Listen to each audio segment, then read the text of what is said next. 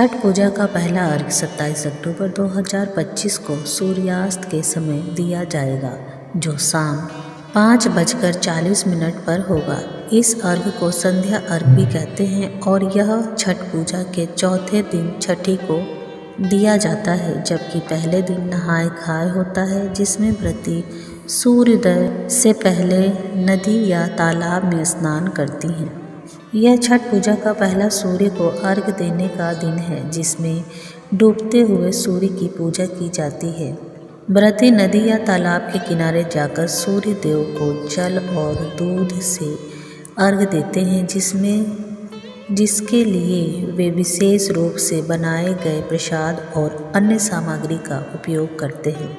बिहार में इस पर्व को इस्लाम सहित अन्य धर्मवासी भी मनाते देखे जाते हैं। धीरे धीरे यह त्यौहार प्रवासी भारतीयों के साथ साथ विश्व भर में प्रचलित हो गया है। छठ पूजा सूर्य, प्राकृतिक जल, वायु और उनकी बहन छठी मैया को समर्पित है, ताकि उन्हें पृथ्वी पर जीवन की देवताओं को बहाल करने के लिए धन्यवाद। छठी मैया, जिसे मिथिला में रनबे माई भी कहा जाता है, भोजपुरी में सविता माई और बंगाली में रनबे ठाकुर बुलाया जाता है। पार्वती का छठा रूप भगवान सूर्य की बहन छठी मैया को त्योहार की देवी के रूप में पूजा जाता है। यह चंद्र के छठे दिन काली पूजा के 6 दिन बाद छठ मैया का व्रत मनाया जाता है। मिथिला में छठ के दौरान मैथिली महिलाएं मिथिला की शुद्धि और शुद्ध पारंपरिक संस्कृति को दर्शन के लिए बिना सिलाई के शुद्ध सूती धोती पहनकर यह व्रत की जाती है। त्योहार के अनुष्ठान कठोर हैं और 4 दिनों की अवधि में मनाए जाते हैं। इनमें पवित्र स्नान, उपवास और पीने के पानी से दूर रहना, लंबे समय तक पानी में खड़ा होना और प्रसाद और अर्घ्य देना शामिल है।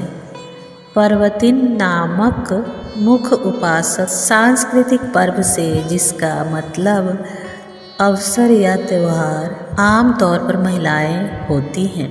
हालांकि बड़ी संख्याओं में पुरुष उस उत्सव का भी पालन करते हैं, क्योंकि छठ लिंग विशिष्ट त्यौहार नहीं है। छठ महापर्व के व्रत को स्त्री, पुरुष, बूढ़े, जवान सभी लोग करते हैं। कुछ भक्त नदी के किनारे के लिए सिर के रूप में एक प्रोस्टेशन मार्च भी करते हैं। सूर्य और छठी मैया की पूजा। छठ पूजा सूर्यदेव और छठी मैया, जो सूर्यदेव की बहन मानी जाती हैं, यह व्रत उनको समर्पित है। महाभारत काल। एक मान्यता के अनुसार महाभारत काल में द्रौपदी ने सूर्य की उपासना की थी और बाद में कर्ण ने भी सूर्यदेव की पूजा की थी। भगवान राम और सीता। यह भी माना जाता है कि भगवान राम ने अयोध्या लौटने पर उन्होंने सूर्यदेव की पूजा की थी और माता सीता ने भी छठ पूजा की थी। काफ़ी मान्यता है कि संतान प्राप्ति के लिए पौराणिक कथाओं में यह भी कहा गया है कि छठी मैया को संतान की रक्षा करने वाली देवी माना जाता है, इसलिए संतान प्राप्ति और उनकी लंबी उम्र के लिए भी यह पूजा की जाती है।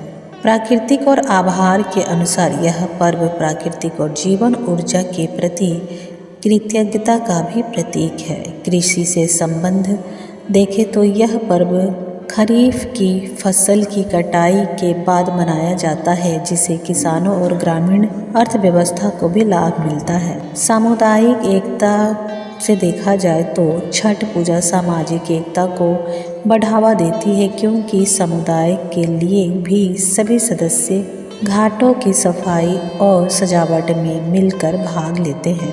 इसका मुख्य वैज्ञानिक कारण यह भी है कि पाराबैंगनी किरणें वैज्ञानिक रूप से भी इस पूजा में सूर्य की पाराबैंगनी किरणों के संभावित कुप्रभावों से बचाव का महत्व बताया गया है। शुद्धि और आत्मनिरीक्षण के लिए छठ पूजा के दौरान रखे जाने वाले व्रत और अनुशासन से शरीर और मन की भी शुद्धि होती है, इसलिए छठ की पूजा की जाती है। आप सभी को छठ की ढेर सारी बधाई।